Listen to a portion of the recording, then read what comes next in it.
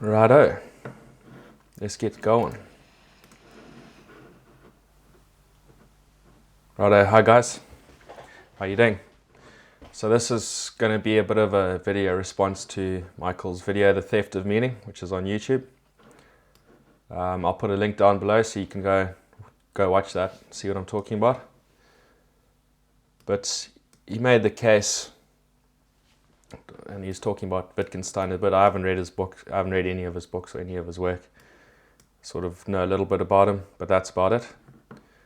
And he makes the case that, you know, words and language are not really about logic. You can't, and I totally agree with him, you can't really change people's minds with logic.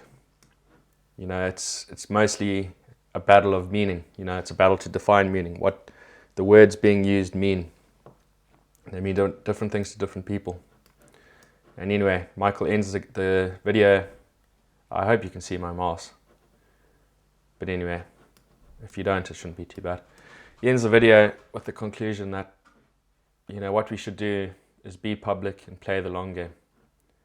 And I agree with that. So, in terms of what words mean, I came across this chart here, which you could say is the structure of reality or whatever. I was Googling something like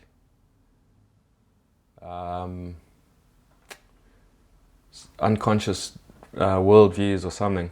Anyway, I found a paper that was about a framework to discuss different worldviews, and this was in that paper. There's nothing really interesting about the paper, it's just this chart's pretty interesting. You know, intentions guide your actions, and that's praxeology. Then values condition your judgments that generate your intentions. And then you go deeper, knowledge, beliefs condition your judgments, you know, and your values. And so you go deeper and deeper. And I thought, well, this is bloody interesting in terms of psychology, because I'd spent a fair bit of time trying to categorize the way people saw things in life by interrelating three broad categories: the self or consciousness, the other or culture, and the arena or nature. So this was pretty interesting to me. And then one of those things, I knew that Oscar Wilde had said something like the world is a stage and it's poorly cast or something, and I knew it was based off of Shakespeare's work. So I googled, you know, his quote, "All the world's a stage," and this is it. And it's pretty like it just snapped in when I read it. I was like, oh shit, maybe I wonder if this is what he's talking about. And I still don't know, because it's Shakespeare, it's hard to understand. So I'll just read it to you. "All the world's a stage, and all the men and women merely players. They have their exits and their entrances, and one man in his time plays many parts, his acts being 7 ages, at first the infant mewling and puking in the nurse's arms, and then the whining schoolboy with his satchel and shining morning face, creeping like snail, unwilling to school. And then the lover, sighing like furnace, with a woeful ballad made to his mistress's eyebrow." Don't know what that means.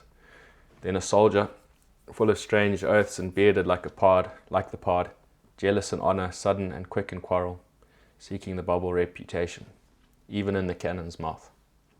And then the justice, in fair round belly, with good capon lined," don't know what any of that means, but "with eyes severe and beard of formal cut, full of wise saws and modern instances. And so he plays his part. The 6th age shifts into the lean and slippered pantaloon." Again, I'm not really sure what he means by slippered pantaloon. Pants, obviously, but "with spectacles on nose and pouch on side.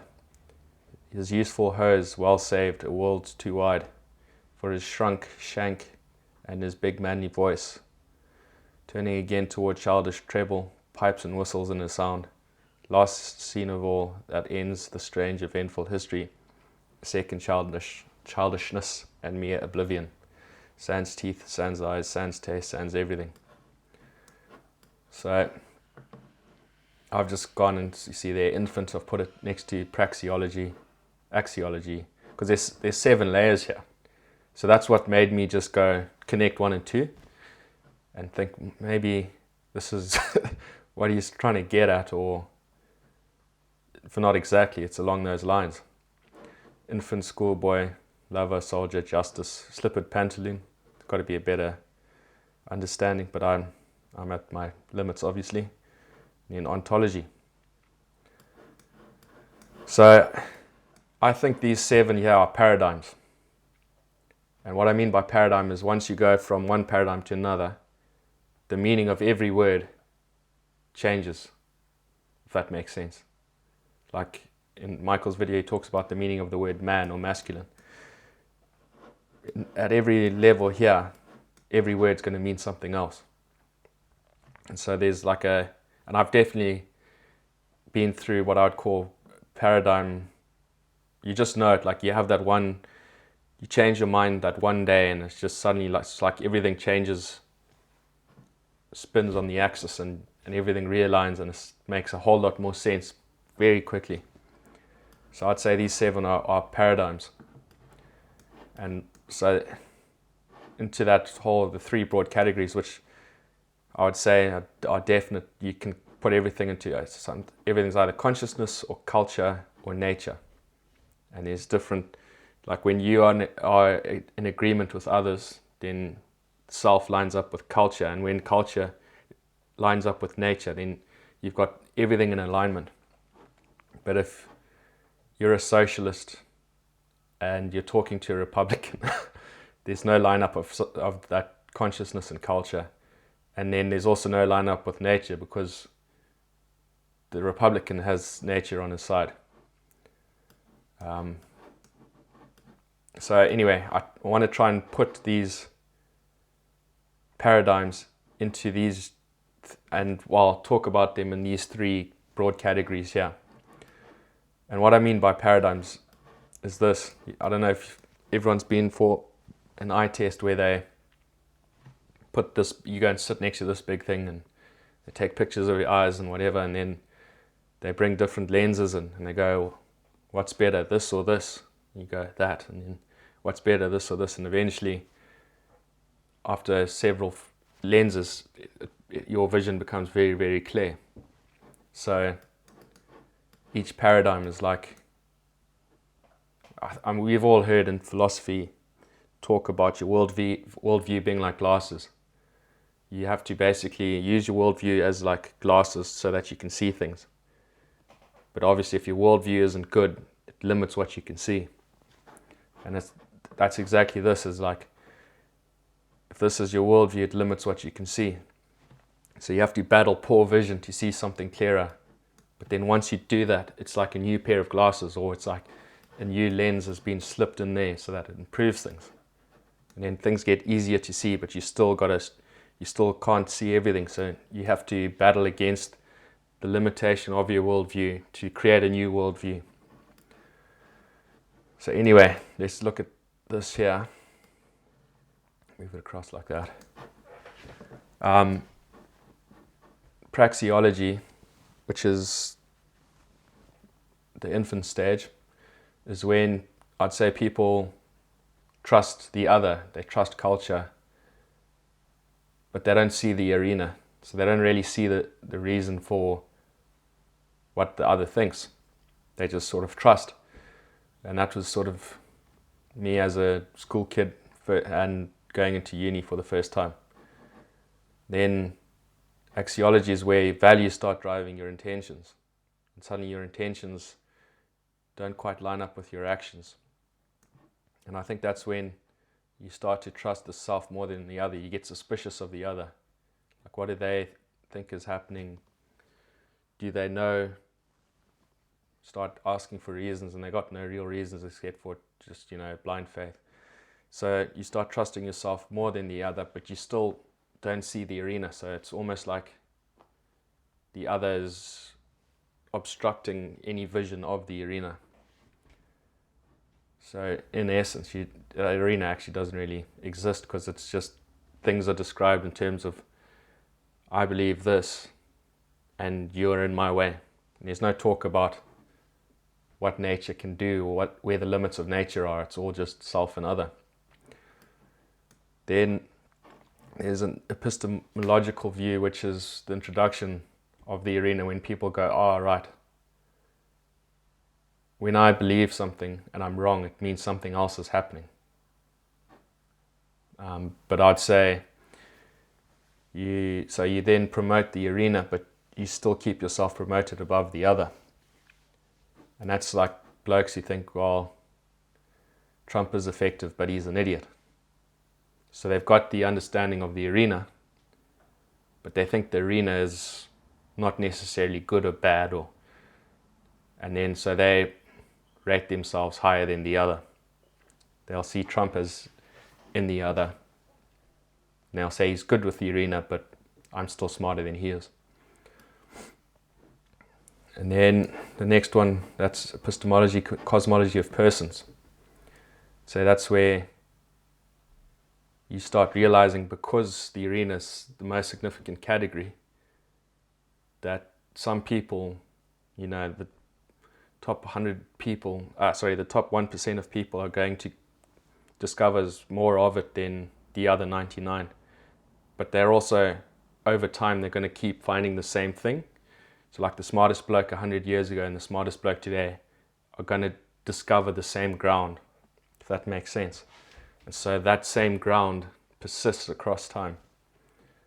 And you, obviously, if you're a young bloke, you sort of go, well, these people in the Western canon, I don't understand what he's saying, but I suspect that he's saying something that there's a good reason for it, and I'll discover it in time if I can get there. And then you place others, there's people who you don't agree with, who you would then place below yourself and say they're not as effective in the arena, and nor do they deserve to be effective in the arena. So this becomes like here you see culture becomes a thing of trying to discover and use other people's discoveries and use how effective they are in the arena to work out what's true or not true. And it's like with Israel Folau and his posts about gays and gay marriage, Qantas and Alan Joyce and all that. That was really a battle about, some of us just want to, let Israel say what he says. Let's just let the arena judge. And if he says marriage is the best outcome for people, and you say you want to define, it's just weird, because marriage is meant to be one man, one woman for life. Then some people want to get rid of the for life bit and say, well, we can get divorced. So it's not really for life, but then it's not marriage. And now they just want to have it between man and woman, and so now you're like, well, it's not marriage. Marriage is, it's a thing that you can't really change. And that's a competing thing. And if your thing works, then go for it. But if it works, it'll work across time and we'll see it. But you can't confuse the two. It's just weird. I don't really understand. I suppose they don't, that's the thing, is they don't see this whole battle to line up with the arena. It's just self and other, and so you're the other, you're in their way. And I'll get to, let me just go to here now. This is a Roger Scruton quote that I really enjoy. It's, free association is necessary to us, not only because no man is an island, but because intrinsic values emerge from social cooperation.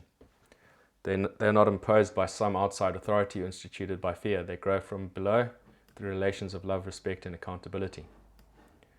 Right, so that free association is important. I'd say once somebody achieves the paradigm of cosmology of nature, they see the arena as good.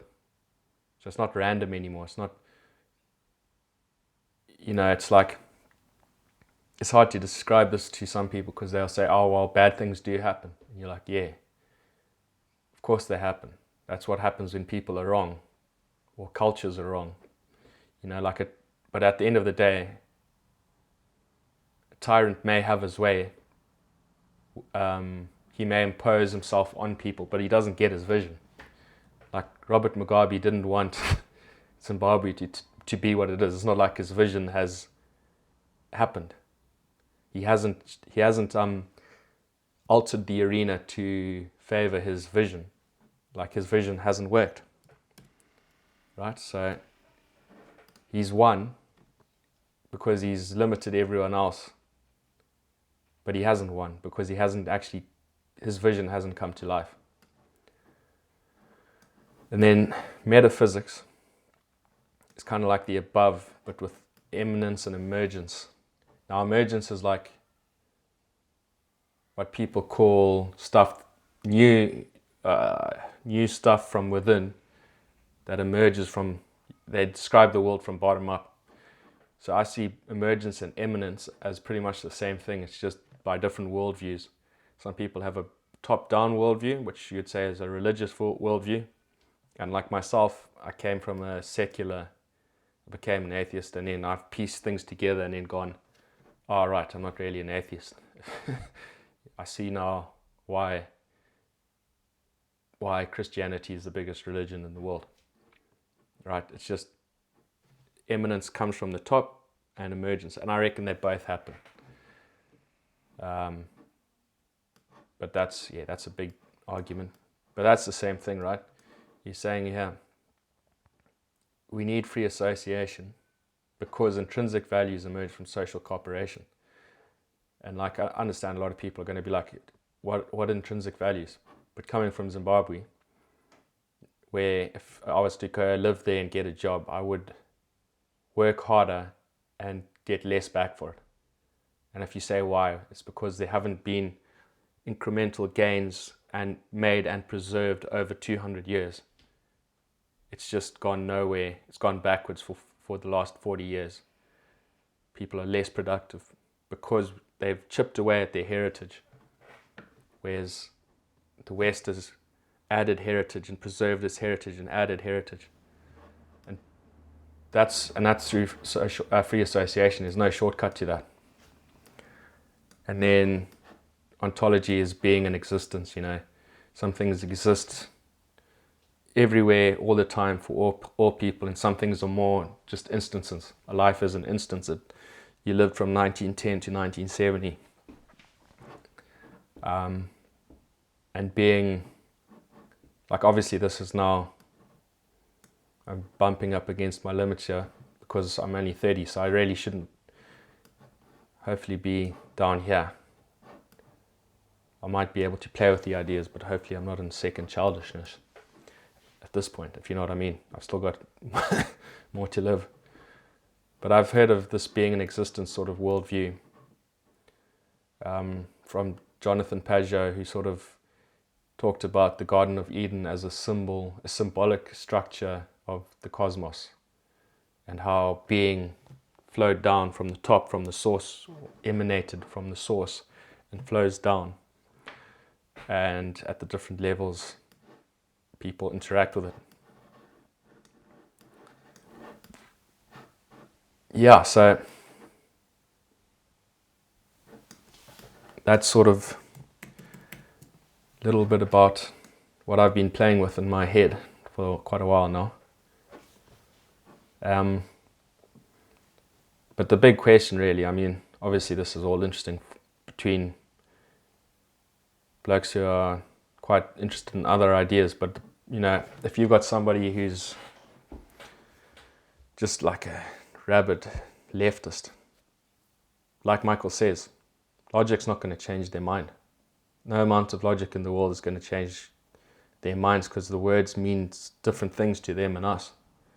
And it's the same thing with feminists. Like when they're talking about abortion and you say, oh, well, it's an easy decision, they'll go, well, no, it's not an easy decision because they really thought about it and blah, blah, blah, and they've really considered it and decided to do it. And that's not what I'm saying. What I'm saying is it's easy to give it all the consideration in the world and still get it wrong.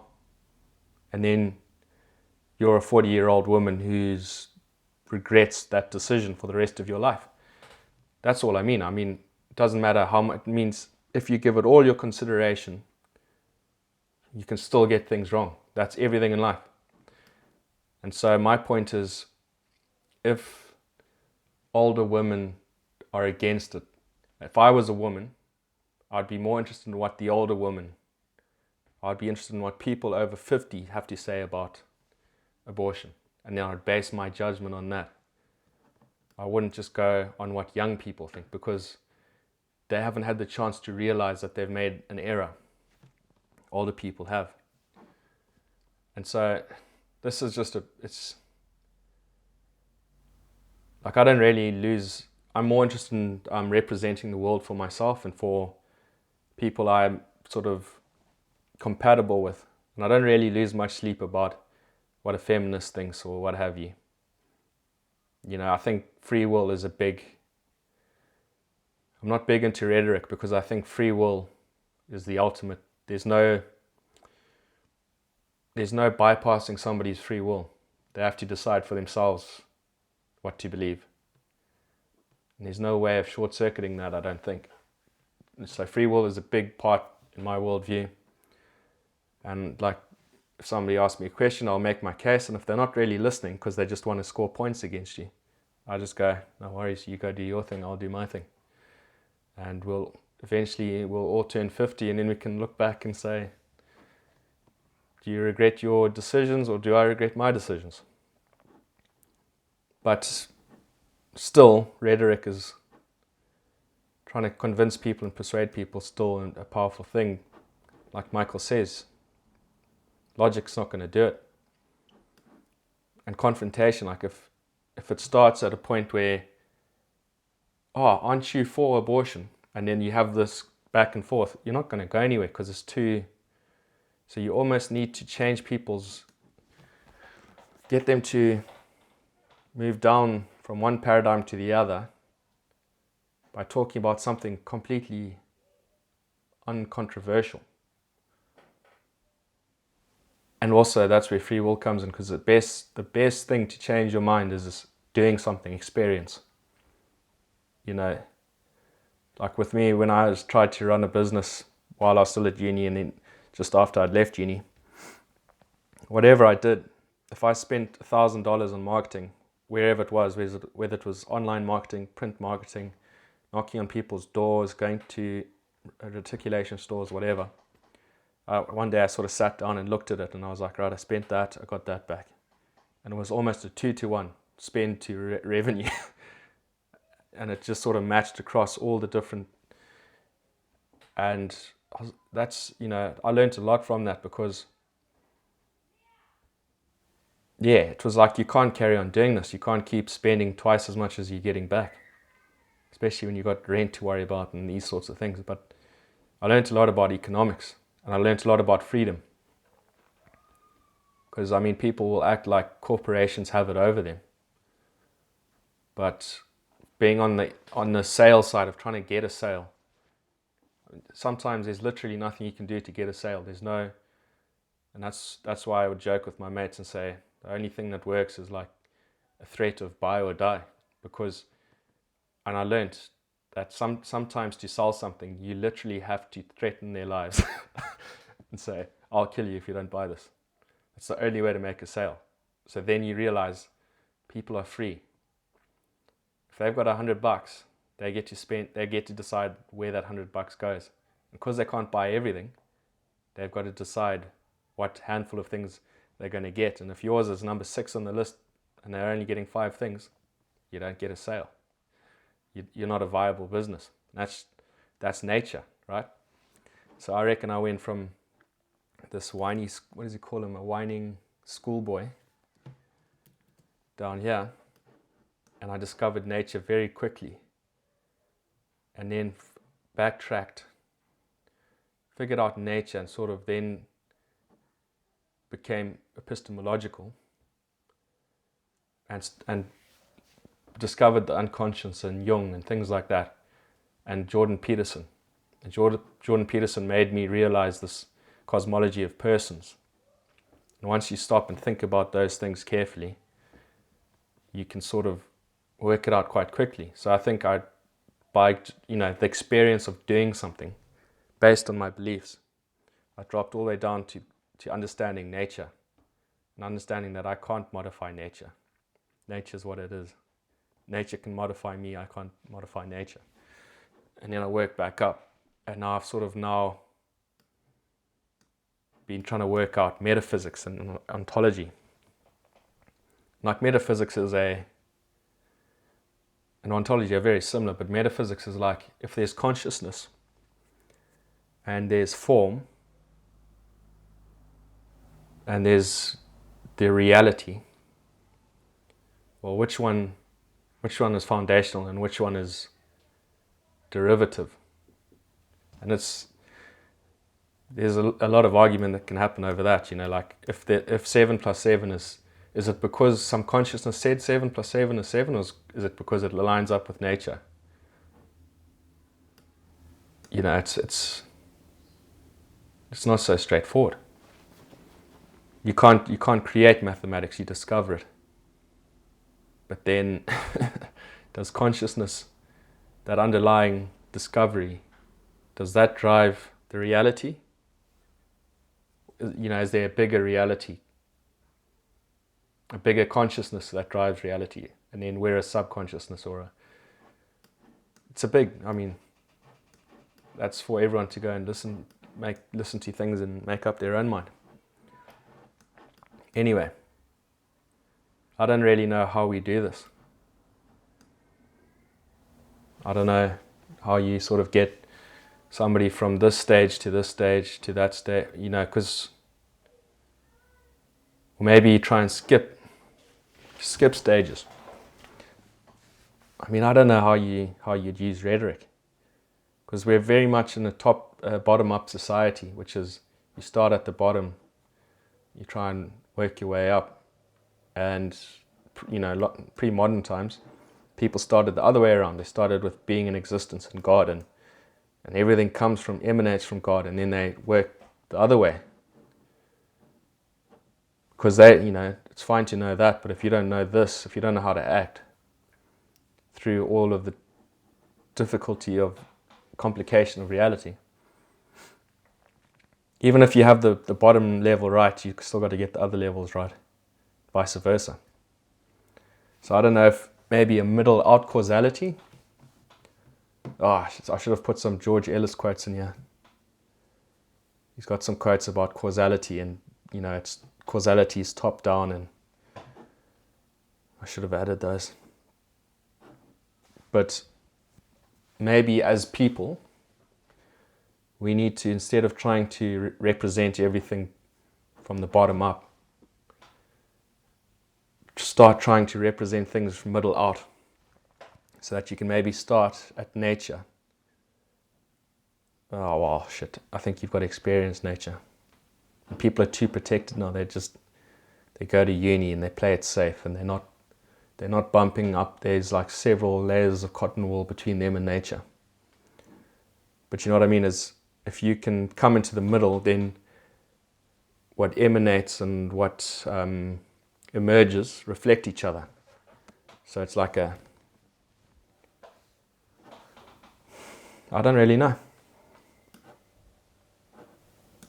But it's interesting. I've been thinking about this stuff for bloody years, and I'll keep thinking about it. But yeah, middle out causality, trying to explain things in terms of eminence and emergence. How do the different instances make an emergence that emanates? I don't know. I suppose this is what narrative and writing books is all about, is getting people to just upgrade paradigms without confronting them directly about what they believe. Yep, maybe we all become novelists. Sorted. Righto, thanks guys. Stop recording.